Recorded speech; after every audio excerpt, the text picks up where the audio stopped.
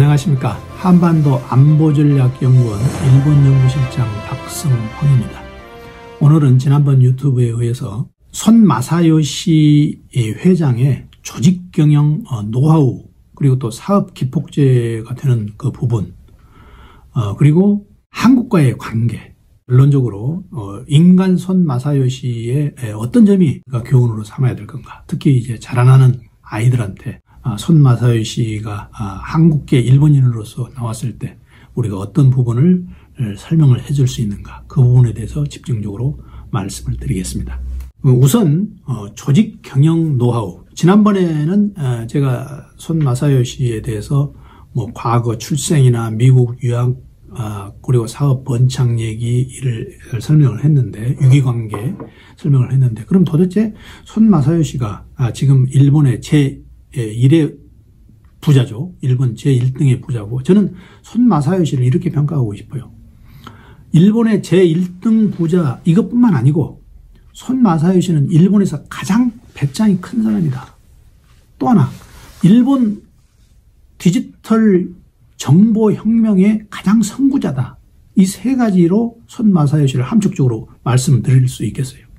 그런데 이 손 마사요시가 이 기업가로서 장인, 그러니까 전문가로서 어떤 사업 수완을 발휘했는가에 대해서 우리가 조금 더 깊이 살펴볼 필요가 있습니다. 그래서 우선 그 첫째로 조직 경영 노하우에서 손 마사요시는 동지적 결합을 중요시했다는 얘기죠. 쉽게 말하면 인맥 관리입니다. 자기가 한번 만난 사람은 계속 그 인맥을 관리해 나간다는 얘기입니다. 자기가 처음에 사업 초창기에는 어떤 사람 만났을 때 누가 손 마사요시를 알아줍니까? 더군다나 제일 한국인 출신인데 아무도 안 알아주지만 그 사람한테 자기가 알고 있는 컴퓨터 관계 지식, 그리고 미래 정보혁명의 비전을 설명을 하는데 1000번까지 자기가 설명을 자신이 있다고 해서 그 사람한테 계속 설명을 하는 거죠. 그래서 그 사람이 결국 손 마사요시의 사람이 일단 되면 손 마사요시는 그 사람들을 잘 관리를 했다는 겁니다. 인맥 관리를 잘했다는 겁니다. 동지적 결합. 그래서 이제 회사 내에서는 스톡 옵션도 주고 또 여러 가지 이제 부수적인 보상도 했지만 기본적으로는 동지적 결합을 잘했다. 여기 보면은 스티브 잡슨하고 찍은 사진이 있는데요. 스티브 잡슨하고는 어떻게 동지적 결합 관계가 있냐면, 손 마사요시가 나중에 말씀드리겠지만은 일본의 휴대 이동통신 사업에 끼어듭니다. 끼어들 때 소프트뱅크 모바일은 NTT 도코모나 KDD보다 3위에 속합니다. 그러니까 훨씬 그쪽보다 쉐어가 낮죠. 그러니까 처음에 스티브 잡슨이 아이폰을 개발할 때, 아이폰 3G를 개발할 때 아이폰을 전 지구에 판매를 하는데 각 나라에 하나의 이동통신 회사를 선정해서 독점 판매권을 줬습니다. 그러니까 일본에서도, 그리고 대부분 나라에 그 나라에서 가장 1등 점유율을 가지고 있는 이동통신 회사에 독점 자본권을 줬는데 일본에는 당연히 NTT를 줘야 되죠. 그 당시 상황으로. 그런데 그걸 3위인 소프트뱅크 모바일한테 줍니다. 그게 뭐냐? 스티브 잡슨과 손 마사요시가 동지적 결합 관계를, 그 이전부터 스티브 잡슨과 미국에 있을 때부터 계속 관계를 가졌고 그런 동지적 관계를 잘했기 때문에 그런 아이폰 독점 판매권을 얻을 수 있었다는 거죠. 두 번째는 조직 경영 노하우 중에서 장인 정신입니다. 장인 정신. 일본에 옛날부터 내려오는 장인 정신이 있죠. 그 장인 정신을 누구보다도 잘 실천한 사람이 손 마사요시라는 거죠. 왜? 손 마사요시는 미국에서 대학 시절을 할 때부터 컴퓨터에 미쳐서 그 IT 컴퓨터에 대해서는 누구보다도 자기가 잘할 수 있다고 느끼고 그 분야에 대해서 자기가 잘 알기 때문에 소프트뱅크를 세웠던 겁니다. 그래서 그게 이제 결국 그 IT 업계 전반으로 그게 퍼져나가고 앞으로 미래의 로봇, 그리고 인공지능, 사물 인터넷까지 그게 뻗어나가는 거죠. 그게 결국 전부 장인 정신의 연결고리로 그렇게 뻗어나가는 겁니다. 그러니까 손 마사요시는 그냥 단순히 본인이 어떤 사업가 기질로 회사를 인수합병하고 그런 게 아니고 회사의 핵심 부분을 알았다는 얘기죠. 이 내용은 사실 어떻게 보면 이 앞전에 제가 이건희 회장 얘기할 때하고 거의 비슷한 내용입니다. 다음에는 조직경영 노하우 세 번째가 박리담회라고 간추려 얘기할 수 있습니다. 손 마사요시는 자기 제품을 가장 싼 값에 모든 사람들한테 처음에 손에 나더라도 팔고, 일단 팔아서 철저하게 가격 파괴해서 플랫폼을 장악한 다음에 독점 체제를 형성하고 그 다음에 손해 난 부분을 메우는, 이런 식으로 조직 경영을 했습니다. 조직 경영 또 네 번째가 좀 재밌는 부분입니다. 이 배짱 전략입니다. 제가 말을 배짱 전략으로 했습니다만, 손 마사요시 같이 기업 경영가 중에서 무수한 인수합병, M&A라고 그러죠. 무수한 인수합병을 한 사람은 거의 없습니다. 손 마사요시 쿠팡이 아주 어려운 시기에 쿠팡에 자기가 38% 지분을 가지면서 쿠팡에다 투자를 했죠. 거의 36억 달러 정도를 투자를 했죠. 그런데 지금은 그 3조가, 우리 돈으로 하면 3조죠. 그 3조가 지금은 35조로 뛰었습니다. 10배로 뛰었습니다. 그러니까 손 마사요시 전략은 일단 장래성이 있고 또 그 회사가 건실하다. 하지만 지금 제대로 운영이 안 되고 있다. 이런 어려운 회사에 인수합병을 해서 그 회사가 결국 잘 되면 10배, 몇 배를 이렇게 이득을 취하는 그런 기업 전략으로 나옵니다. 그러니까 그 회사가 잘 되고 못 되는 걸 알려면 정확한 회사 진단을 해야 되는데, 그 회사 진단은 바로 아까 말한 장인정신. 손 마사요시가 컴퓨터에 대해서 너무 해박하기 때문에, 본인은 이 IT 기술에 대해서는 누구보다도 자신이 있기 때문에 어떤 조직 진단을 제대로 한다는 얘기죠. 그래서 한때는 얼마나 많은 M&A를 했냐면 3년간에 775억 달러를 손해본 적이 있습니다. 이게 어마어마한 얘기죠. 이 정도로 배짱 전략을 합니다. 그래서 여러분들도 아시겠지만 소프트뱅크의 손 마사요시가 신용 등급 회사인 무디스로부터 어떤 해는 불안정 취급을 받았다가 어떤 해는 안정 취급을 받았다. 이렇게 계속 왔다 갔다 하는 경우가 있습니다. 배짱 전략의 대표적인 예로 트럼프하고 회담이 있습니다. 그래서 500억 달러를 투자하고 5만 명을 고용 창출을 하는 이런 배짱 전략. 이게 바로 손 마사요시의 특이한 사업 전술 중에 하나로 우리가 볼 수가 있습니다. 사업 도약의 기폭제가 되는 순간들이 있었습니다. 맨 처음 소프트뱅크 소프트웨어 유통회사가 일본에서 생겼을 때는 누구도 그걸 알아주지 않았죠. 그런데 그게 결국 미국에서 야후가 나왔을 때, 미국의 제리 양이라는 대만계 미국인이 야후라는 미국 야후라는 것을 만들었을 때 손 마사요시는 그게 바로 앞으로 장래성이 있을 거라고 판단하고 그 야후에 200만 달러를 투자를 합니다. 200만 달러를 투자를 해서 자기가 야후 재팬을 만들게 되죠. 자기 동생 손태장을 유지로 해가지고 야후 재팬을 설립해서 이 야후 재팬이 지금 일본에서는 굉장히 엄청난 수익을 올리고 있죠. 미국 야후는 지금 거의 쇠락해서 다른 사람한테 지금 팔려 나갔지만 일본 야후 재팬은 굉장히 성공을 했습니다. 이런 사업 도약의 기폭제가 야후 재팬이었습니다. 야후 재팬 투자. 그 다음에 지금 야후 재팬의 미국 야후는 버라이즌 커뮤니케이션즈에 이제 매각돼서 실제적으로 원래 창립자인 제리 양이 지금 손을 뗐지만 이걸 가져온 재팬 야후는 굉장히 수익을 안정되게 지금 내고 있습니다. 자, 두 번째 사업 도약의 기폭제는 휴대전화 사업 참여입니다.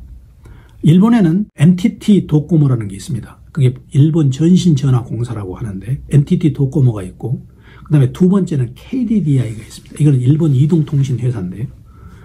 이 NTT 도코모하고 KDDI하고 거의 고객의 대부분을 가지고 있었습니다. 그리고 이 3위 이동통신업체가 영국의 보다폰 일본 법인이었는데, 이 보다폰을 손 마사요시가 매수를 하게 됩니다. 그 당시에 200억 달러였죠. 어마어마하게 큰 돈이죠. 그 당시에 일본에서 가장 큰 인수합병이었습니다. M&A. 그런데 일본의 이동통신 회사의 구조상으로 이 3위 이동통신 업체가 1위와 2위와 경쟁한다는 것은 굉장히 무리라고 모든 사람이 반대를 했습니다. 그때 손 마사요시는 자기가 추구하는 게, 지금까지 추구했던 게 일본의 디지털 정보 혁명이기 때문에 내가 휴대전화 사업에 반드시 참여해야 된다. 그래서 손해를 각오하고 투자를 해서 결국 소프트뱅크 모바일로 지금 3위를 고수를 하고 있는데 지금 상당히 많은 점유율을 차지하고 있습니다. 특히 어디서 결정적으로 도약의 계기를 마련했냐면 아까 말씀드린 스티브 잡슨이 아이폰 3G를 독점 판매권을 NTT 도코모나 KDD한테 안 주고 소프트뱅크 모바일에 주어가지고 손정희 회장의 소프트뱅크 모바일이 굉장히 사업 도약의 기폭제가 된 거죠. 그 이후에도 손 마사요시는 처음에 아까 말한 대로 야후재팬에 200만 달러, 이 트레이드 온라인 증권회사에 4억 달러, 아까 말한 보더폰에 200억 달러, 그리고 또 미국의 제3 이동통신이 있습니다. 일본의 이동통신 보더폰을 인수했고 미국의 이동통신 또 보더폰을 제3의 보더폰을 인수했습니다. 스프린트라고. 그걸 216억 달러에 미국 이동통신을 인수했습니다. 이렇게 큰 이동통신을 이렇게 각각 매수할 때마다 소프트뱅크가 도약적인 발전을 하게 됩니다.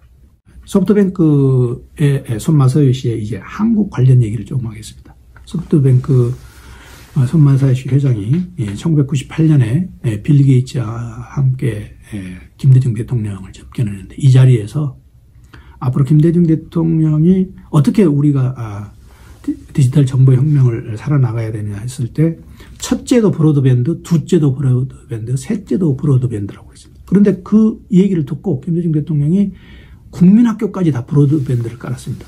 그래서 우리가 인터넷 강국이 됐던 겁니다.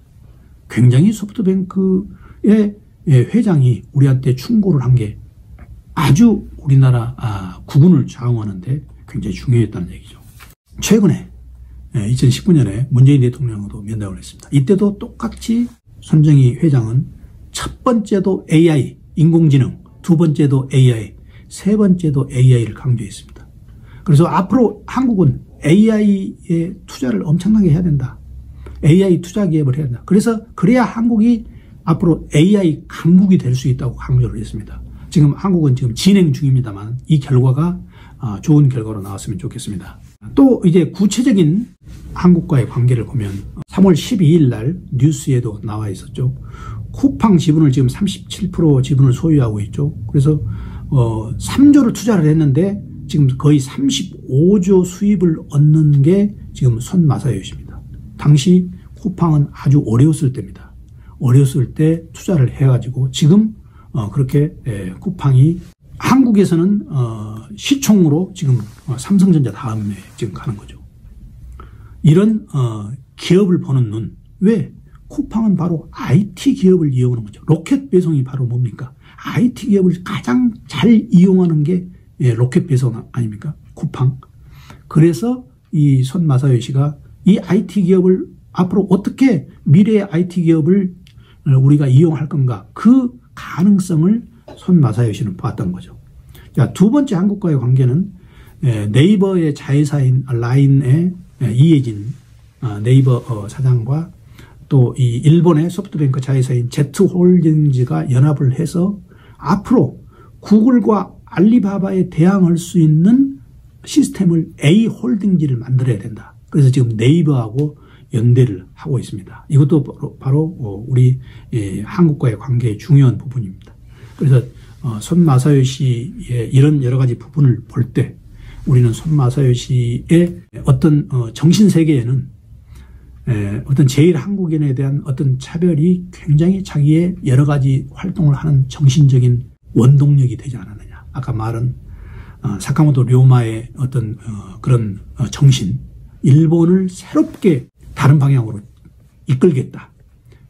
또 본인의 과거의 가정 환경에서 얻은 그런 감정을 완전히 승화시켜서 소프트뱅크라는 그런 기업을 저렇게 발전시켰습니다. 한마디로 손 마사요시는 천재라고 표현하지 않을 수가 없습니다. 왜 그러냐? 이공계뿐만 아니고 인문계 또 영어도 손 마사요시가 잘하죠. 이 전 방위에 걸쳐서 손 마사요시는 거의 완벽한 진취자로서 선구자로서의 능력을 갖고 있습니다. 거기다 플러스 열정. 손 마사요시는 그 열정이 아까 제가 병마에 걸렸을 때 책을 어떤 사람들은 3,000권을 읽었다고 그러는데 제가 보기에는 300권으로 정독을 했다고 그렇게 말씀드렸는데 그 보는 그 열정, 자기가 병마에 걸렸을 때 시한부 인생이라는 판결을 받고 그걸 하는 그 열정, 그리고 손 마사요시는 누구보다도 꿈이 있었습니다. 이런 꿈이 바로 인간 손 마사요시를 있게 한 게 아닌가 생각이 듭니다. 마지막으로 그럼 도대체 손 마사요시한테 우리는 뭘 배울 건가? 여기에 대해서 말씀드립니다. 한국계 일본인으로 족합니다. 우리는 만약에 손 마사요시가 중국계 일본인이나 인도계 일본이라는 것보다 한국계 일본이라는 게 우리 자라나는 세대한테 자랑스럽게 우리가 설명할 수 있다는 것, 그거 하나로 족합니다. 한국인으로서 어떤 우수한 DNA, 어떤 그 배짱, 기계, 그게 손 마사요시한테 있다는 겁니다. 우리는 그걸로써 충분히 손 마사요시를 설명할 수 있을 것 같습니다. 지금까지 시청해 주신 분들께 감사를 드립니다. 이걸로 손 마사요시에 대해서 조금이라도 이해가 됐으면 고맙겠습니다. 감사합니다.